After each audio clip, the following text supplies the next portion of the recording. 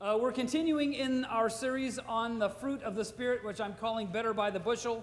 This morning we're going to talk about the first fruit of the Spirit, and that's love.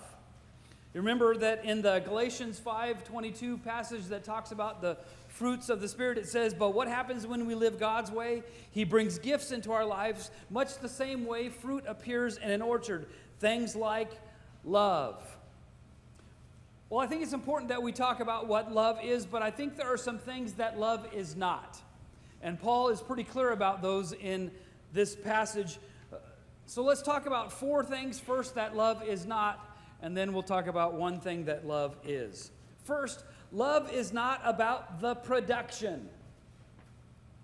Paul says, if I speak with human eloquence and angelic ecstasy, if I can use all the right words and say all the right things and make it just real flowery and pretty, that's not what it's about. If I can do all those things and I'm not a loving person, it's a waste of time. You know, I think in society today, love has become about the production. We even have a special holiday where you're supposed to buy these stupid cards and all these candies and trinkets and use up all my extra golf money. And if we don't do the production just right, society judges us negatively, saying that we don't know how to love. But it's not about the production. In the town that Tracy and I moved from in California called Granite Bay, there's a wonderful church called Bayside Church. The pastor's a good friend of mine, and they started out with their first worship service. They had 150 people, which was about 100 more than they expected. And 15 years later, they have about 15,000 people showing up on any one Sunday. And I was talking to Ray a couple of years back, and Ray said, you know, as we were growing like crazy, we kind of got caught up in the production. Their worship minister is a guy named Lincoln Brewster, which if you know anything about contemporary Christian music, Lincoln Brewster is one of the most popular touring Christian artists in America today. And Ray said, we started noticing that when we were singing, when the band was leading the music, nobody was singing except the band. It became more of a concert than a worship service. And we had to dial things back because it was more about the production.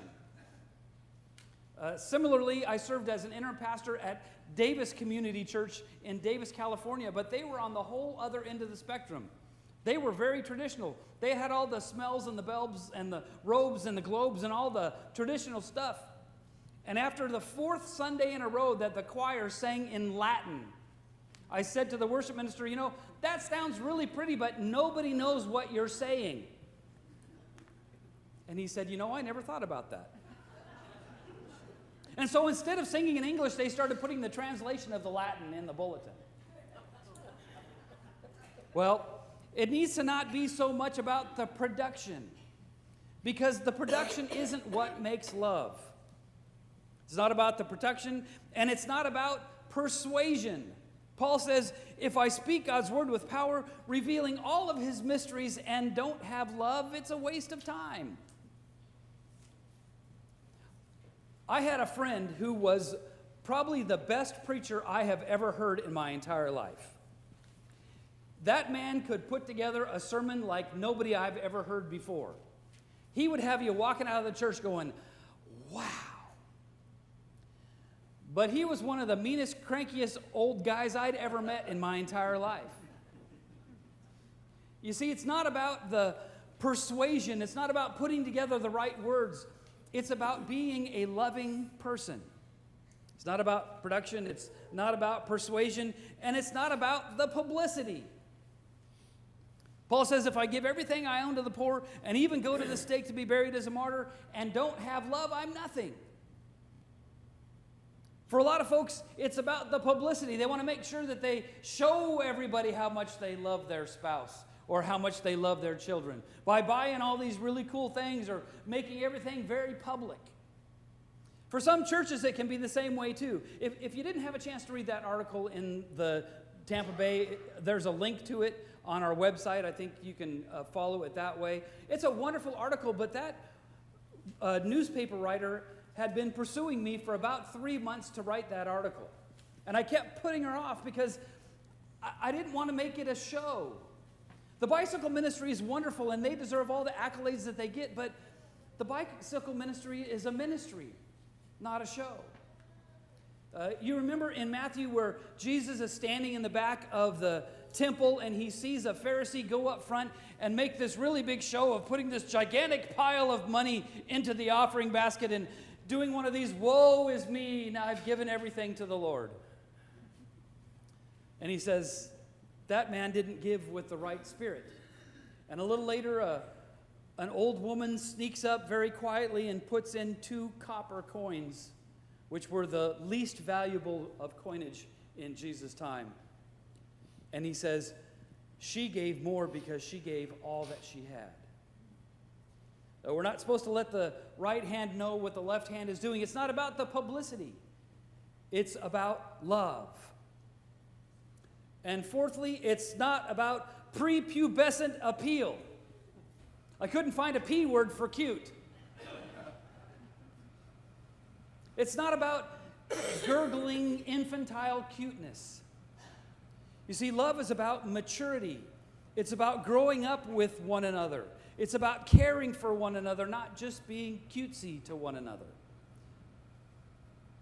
We need to make sure that our love as individuals and as we project love into our community as a church isn't just about being cute. It needs to be about mature love. And finally, there's something that love is. Love is...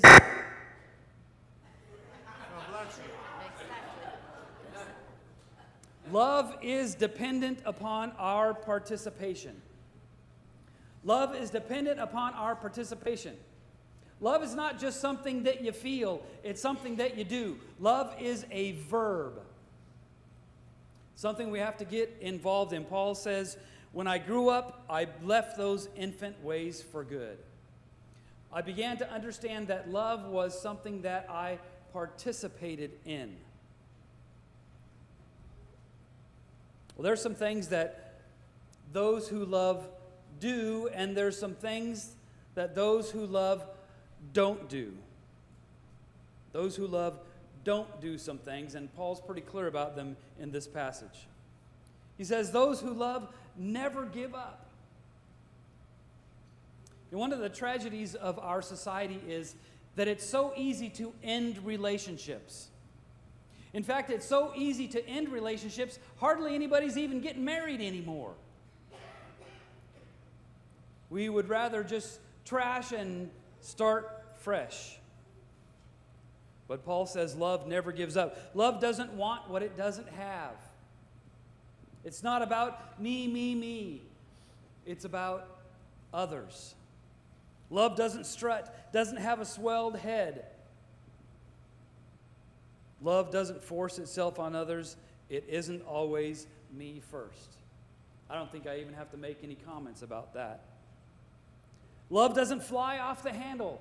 It doesn't say love doesn't get angry. Because sometimes love gets angry. But what Paul is saying is that love always makes sure it has all the information before it flies off the handle. And perhaps the most important one in this entire list is love doesn't keep score of the sins of others. This is important for 2 reasons.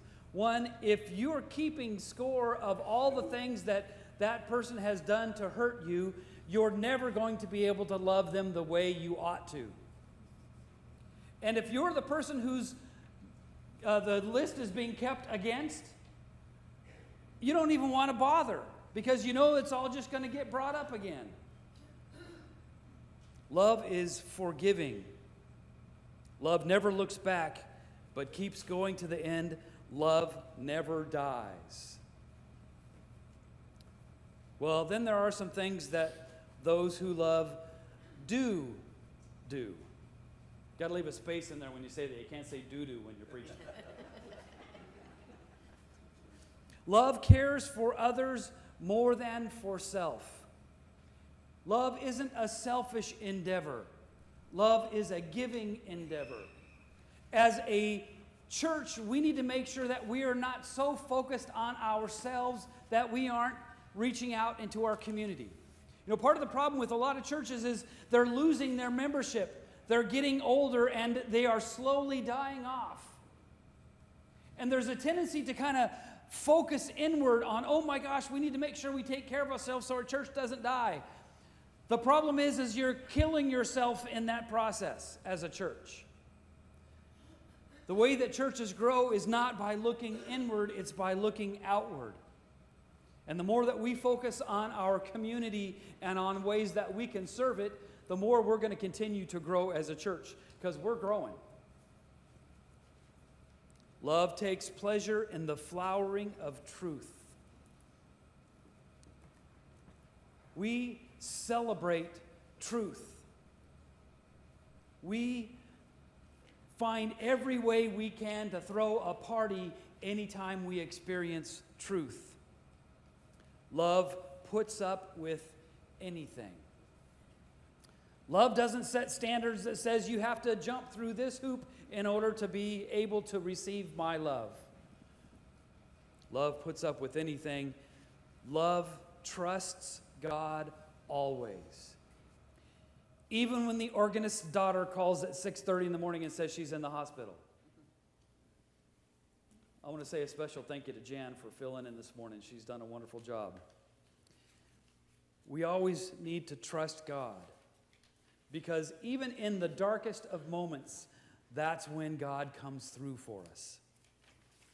Love always looks for the best in things, not for the worst. Love isn't critical.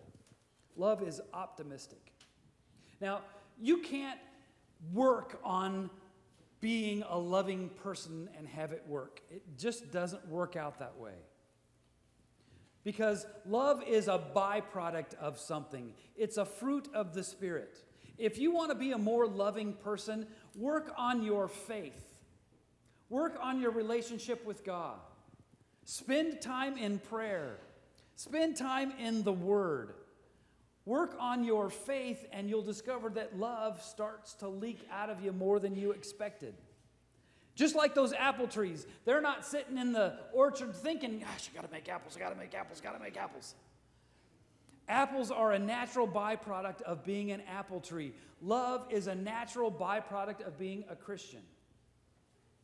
Conversely, if you find yourself being kind of a cranky old crotchety person, don't work on being loving, work on being faithful. And you'll naturally become more loving. Because that's what Christians do. Christians exhibit love. Let us pray together.